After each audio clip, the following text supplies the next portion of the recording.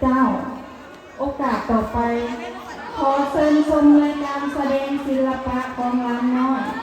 ซึ่งมีทั้งหมด7รายการรายการที่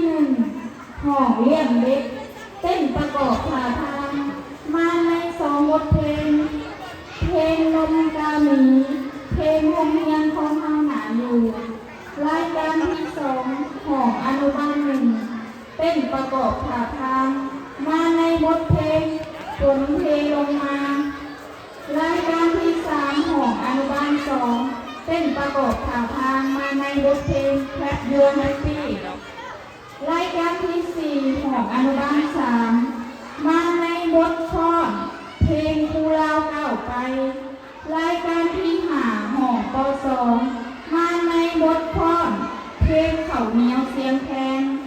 รายการที่6ห้องป.3ห้องเพลงรวมหมู่มาในบทเพลงเพลงของขวัญวันครู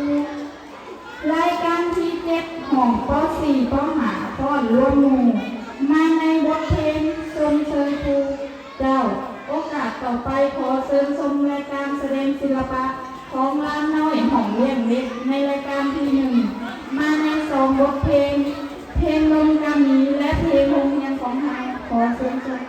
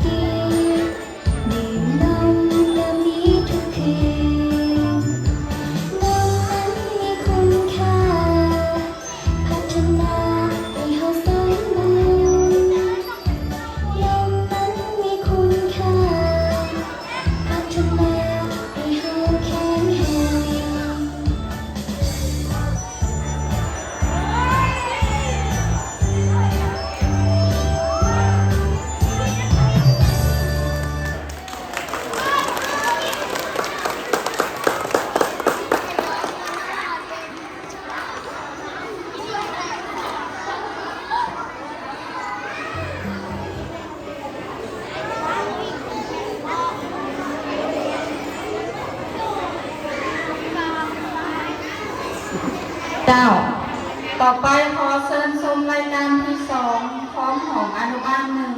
เต้นประกอบท่าทางมาในบทเพลงฝนเทลงมาขอเชิญชม